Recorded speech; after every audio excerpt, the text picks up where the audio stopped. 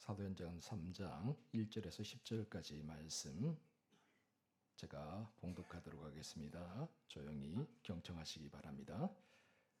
제9시 기도 시간에 베드로와 요한이 성전에 올라갈새 나면서 못 걷게 된 이를 사람들이 메고 오니 이는 성전에 들어가는 사람들에게 구걸하기 위하여 날마다 미문이라는 성전문에 두는 자라.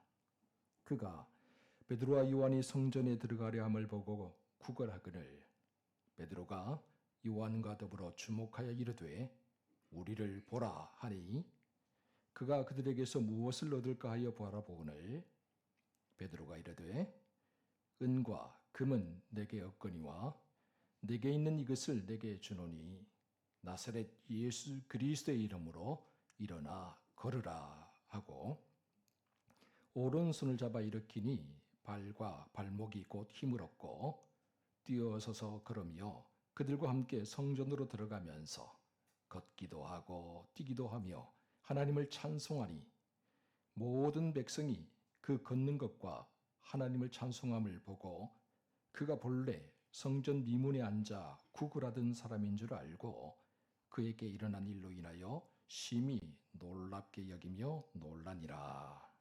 아멘. 할렐루야.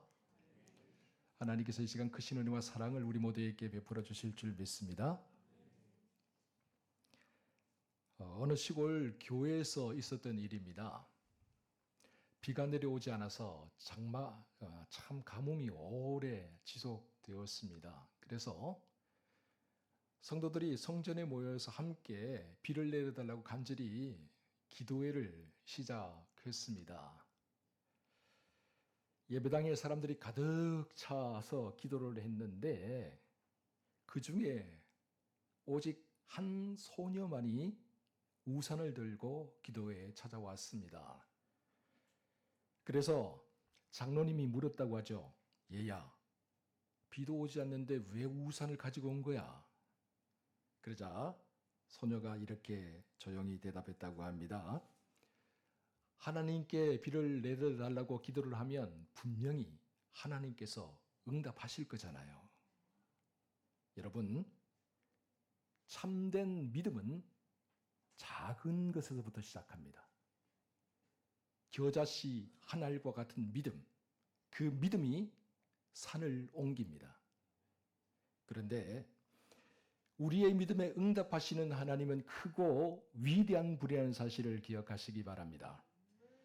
하나님은 얼마든지 우리의 기대, 우리의 상식을 초월해서 역사하실 수 있는 분임을 믿으시기 바랍니다. 제9시, 그러니까 오늘날로 말하면 오후 3시쯤 됩니다. 제9시 기도 시간에 베드로와 요한이 기도하러 성전에 올라가게 되었죠. 당시 유대인들은 하루에 2번, 그러니까 제3시, 제9시에 상번제를 드렸습니다. 그 시간마다 사람들이 성전에 올라와서 기도하느라고 성전이 아주 북적북적 되었죠. 우리 하나님의 놀라운 역사는 제9시 기도 시간에 찾아왔습니다. 본문 1절 우리 함께 읽어보도록 하겠습니다. 시작. 제9시 기도 시간에 베드로와 요한이 성전에 올라갈새. 아멘. 제9시 기도 시간. 여러분, 하나님의 역사는 언제나 기도로부터 시작됩니다. 우리의 믿음이 크든지 작든지 상관없이 우리가 기도할 때에 놀라운 역사가 일어남을 믿으시기 바랍니다. 그래서 성경에 나온 위대한 신앙인들을 보면 모두가 한결같이 기도하는 사람들이었다는 것을 우리가 알 수 있습니다. 여러분, 다윗을 보십시오. 시편 55편 17절 우리 함께 읽어볼까요? 시편 55편입니다. 시작.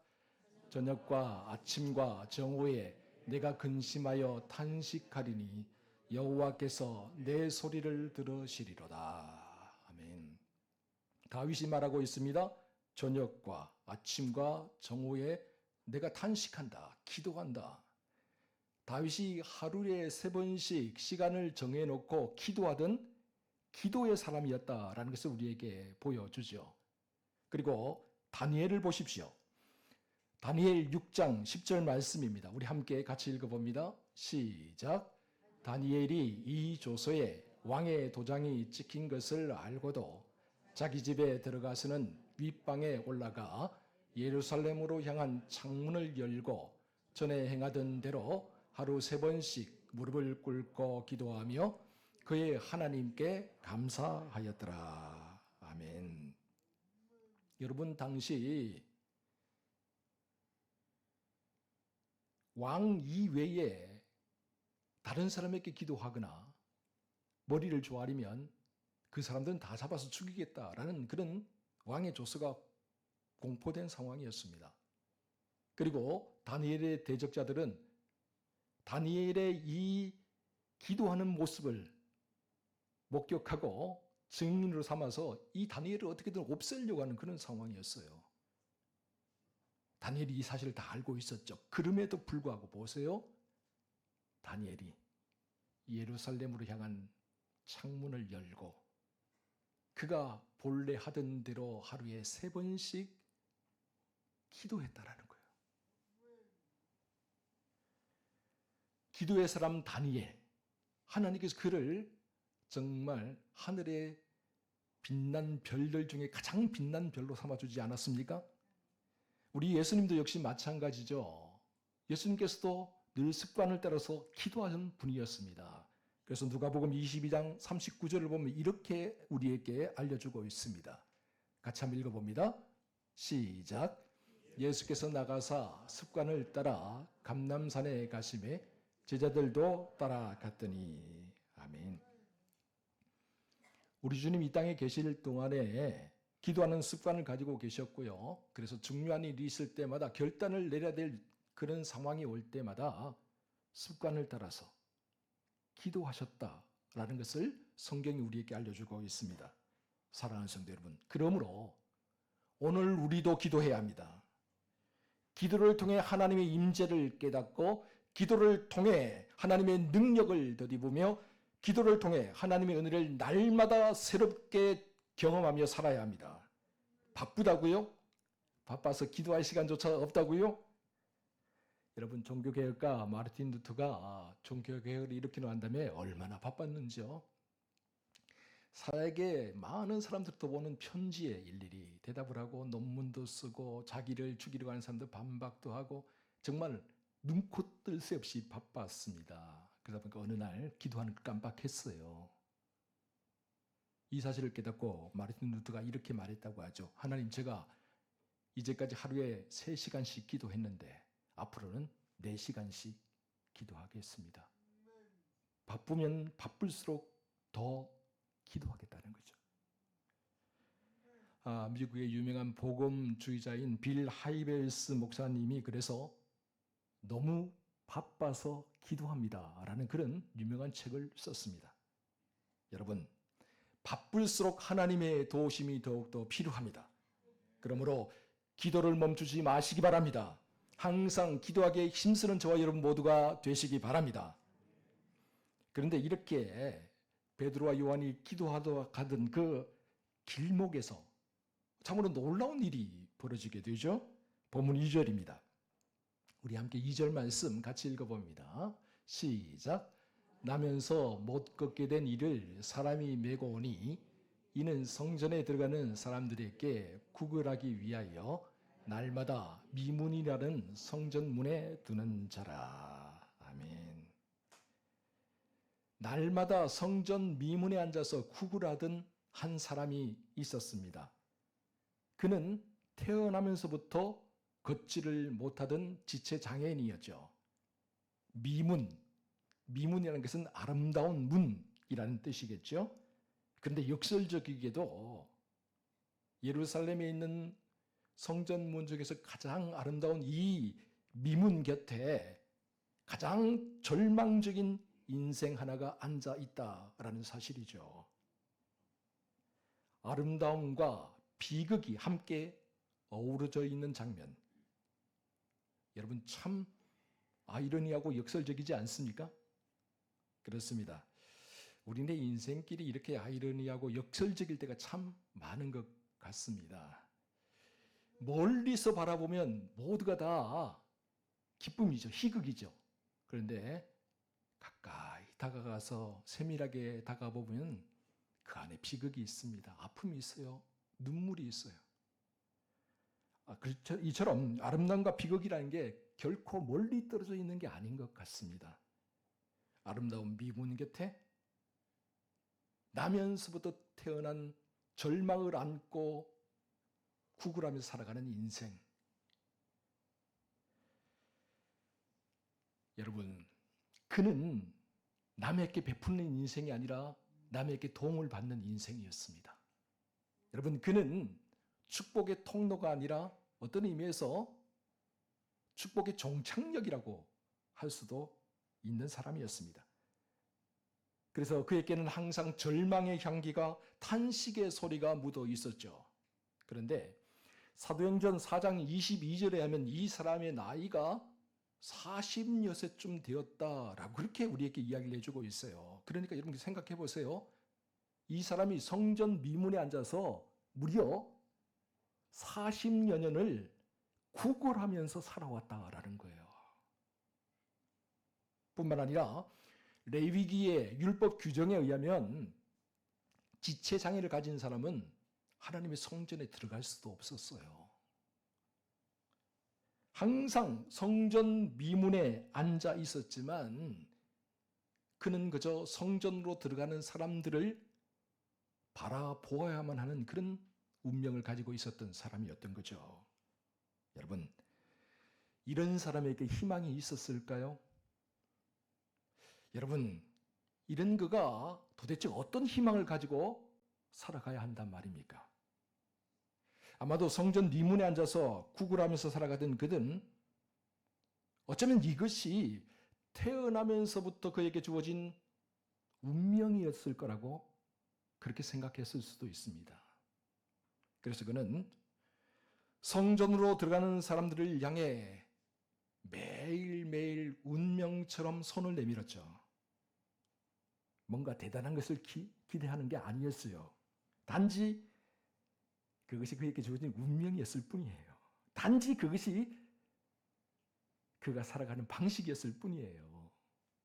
그런데 어느 날 이 길을 사도 베드로와 요한이 올라갑니다. 그리고 그들에게 손을 내미는 그 태어나면서부터 절망과 탄식 속에 살아가던 그 사람의 손길, 그리고 그 사람의 모습을 바라봅니다. 그리고 주목하여 바라보면서 그에게 말하죠. 우리를 보라. 본문 4절입니다. 우리 함께 4절 말씀 같이 한번 읽어보도록 하겠습니다. 시작. 베드로가 요한과 더불어 주목하여 이르되 우리를 보라니. 아멘. 평소 같았으면 사람들이 던져주는 동전 한 입 딱 받고 끝났을 거잖아요. 그죠? 손을 내밀고 동전 한 입 받고 끝났을 거예요. 그런데 아니 이 두 사람은 손을 내미니까 우리를 보라라고 그렇게 말을 합니다. 여러분, 구걸하는 사람을 향해 우리를 보라라고 말할 정도면 뭔가 그래도 어떤 평소보다 더 많은 것을 주려고 하기 때문에, 뭔가 더 큰 것을 주려고 하기 때문에 그렇게 하는 거 아니겠습니까? 그래서 이 사람에게도 기대가 생겼겠죠? 그래서 고개를 들어봅니다. 설마 하는 마음으로 그들을 바라봅니다. 그러자 베드로가 그의 손을 덥석 붙들더니 이렇게 외칩니다. 우리 본문 6절 같이 한번 읽어볼까요? 6절 말씀 시작. 베드로가 이르되 은과 금은 내게 없거니와 내게 있는 이것을 내게 주노니 나사렛 예수 그리스도의 이름으로 일어나 걸으라 하고. 아멘. 여러분, 그는 한 번도 걸어본 적이 없는 사람이에요. 태어나면서부터 그는 걸을 수가 없는 지체 장애인이었어요.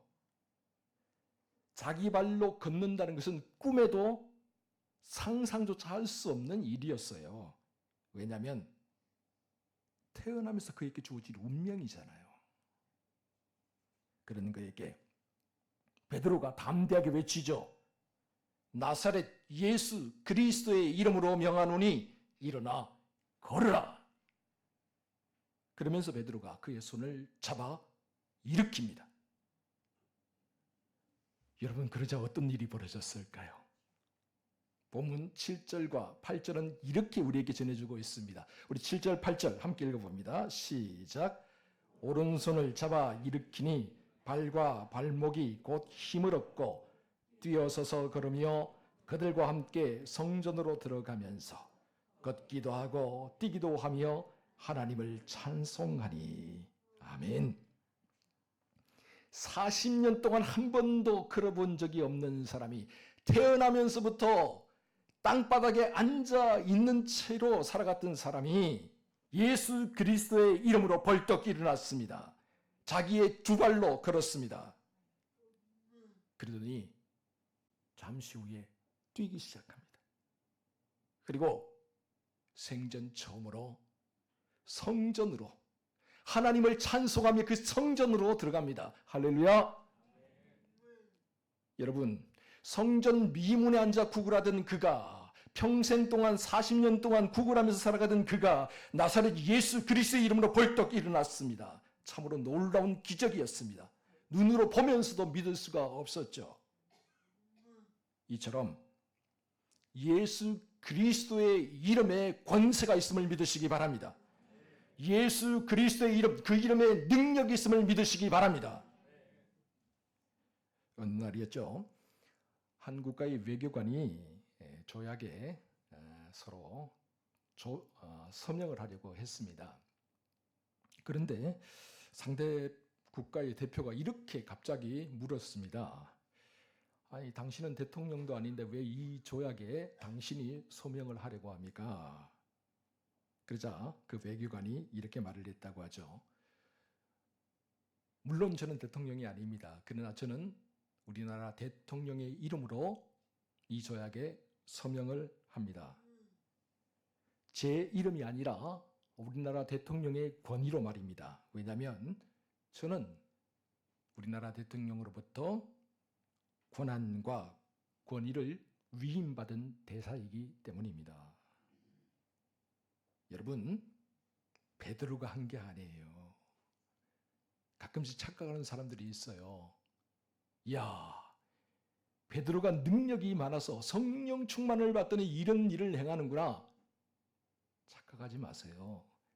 베드로가 한 게 아닙니다. 베드로는 오직 나사렛 예수 그리스도의 이름으로, 하늘과 땅의 모든 권세를 가지신 예수 그리스도의 이름으로 명령했을 뿐입니다. 그렇게 예수 그리스도의 이름이 전파되자 놀라운 기적이 일어나게 된 것이죠. 이처럼 예수 그리스도의 이름에 능력이 있고 권세가 있습니다. 그러므로 사람을 살리고 사람을 죽이는 이름, 사람에게 생명을 주기도 하고 그 생명을 거두어 가기도 하는 이름, 언제나 이 나사렛 예수 그리스도의 이름을 담대하게 선포하며 살아가는 저와 여러분 모두가 되시기를 주의 이름으로 축원합니다. 그런데 참으로 안타까운 것은 오늘날 우리의 모습인 것 같아요. 교회를 다니고 예수를 믿는다고 하는 우리의 신앙인의 모습, 오늘 우리의 모습을 보면 어쩌면 예수 그리스도의 이름에 담긴 권위와 능력을 상실한 채 살아가고 있는 건 아닌가, 그런 생각이 들 때가 참 많습니다. 그리고 예수 그리스도의 이름이 사라진 그 자리에 언젠가부터 은과 금이 그 자리를 차지하기 시작한 것 같아요. 그래서 교회 다니는 성도들 입에서 무슨 일을 하든지 은과 금이 많아야 된다고 자꾸 이야기를 합니다. 심지어는 은과 금이 그 무엇보다 더 중요하다고도까지 말을 해요. 물질이 방법이나 수단이 아니라 만몬, 하나의 신이 되어버린 것 같아요. 안타까울 때가 참 많습니다. 이러한 위험을 주님은 오래전에 알고 계셨죠. 그래서 마태복음 6장 24절에서 이렇게 경고해 주고 계십니다. 우리 함께 마태복음 6장 24절 말씀 읽어봅니다. 시작. 한 사람이 두 주인을 섬기지 못할 것이니 혹 이를 미워하고 저를 사랑하거나 혹 이를 중히 여기고 저를 경히 여김이라. 너희가 하나님과 재물을 겸하여 섬기지 못하느니라. 아멘. 여러분, 한마디로 말해서 주님은 물질로 모든 것을 해결하고 하는 그런 마음 자세, 황금 만능주의, 물질 만능주의를 경고하고 계신 거예요. 물질이 하나님의 자리에 앉아서 우리의 삶을 주관하는 그런 모습을 경고하고 계신 거죠. 그러면서 오늘 우리의 모습을 돌아보라고 말씀하십니다. 여러분, 물론 물질이 중요합니다. 물질을 선하게 사용하면 참 많은 일들을 할 수가 있죠. 하나님이 기뻐하시고 선하신 뜻을 이루어 드릴 수가 있어요.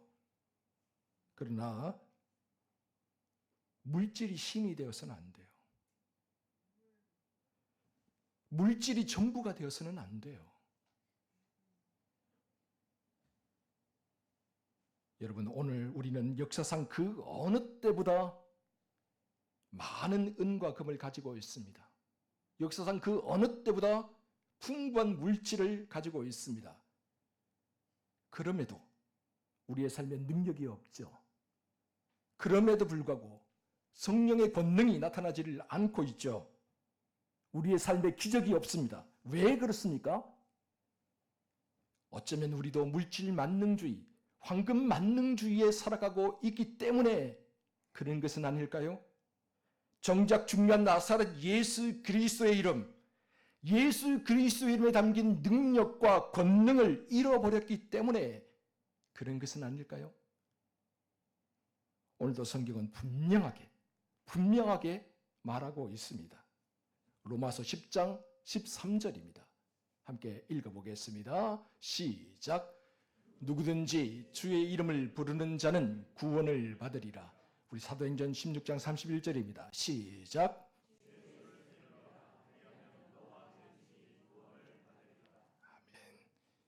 예수 그리스도의 이름에 죄사함이 있습니다. 예수 그리스도의 이름에 구원이 있습니다. 이 이름에 생명과 소망이 있습니다. 오직 예수 그리스도, 이 이름만이 마른 뼈를 다시 일으켜 세울 수가 있습니다. 이 이름만이 인생의 닫힌 문을 열어주는 열쇠가 될 수 있습니다. 이 이름은 주저앉는 사람을 다시 일으켜 세워서 죽어가는 영혼들을 다시 소생시킬 수가 있습니다. 그러므로 오늘 이 자리에 모인 우리 모두가 오직 예수 그리스도, 그 이름을 의지하며 살아갈 수 있기를 바랍니다. 오직 예수 그리스도, 그 이름을 전파하며 살아갈 수 있기를 바랍니다. 참으로 오늘도 소망을 잃어버린 사람들, 절망 가운데 앉아있는 사람들, 그 사람들에게 예수 그리스도만이 참된 소망이 되고 참된 생명이 되며 우리의 유일한 구원이 된다는 사실을 선포하며 살아가는 저와 여러분 모두가 될 수 있기를 주의 이름으로 축원합니다. 기도하겠습니다.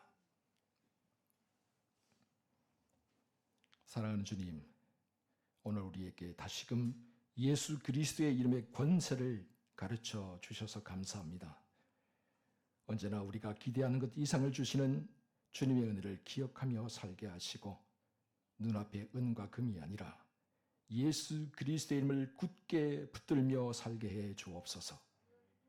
예수 그리스도의 이름, 이 이름으로 다시 걷게 하시고 이 이름으로 다시 찬송하게 하시며 이 이름으로 소망 없이 살아가는 사람들을 잡아 일으켜 세우며 살게 하여 주옵소서. 그래요, 우리 모두가 언제 어디서나 나사렛 예수 그리스도의 이름을 담대하게 선포하며 살게 하여 주옵소서. 이 모든 말씀을 우리 구주 예수 그리스도의 이름으로 기도하옵나이다.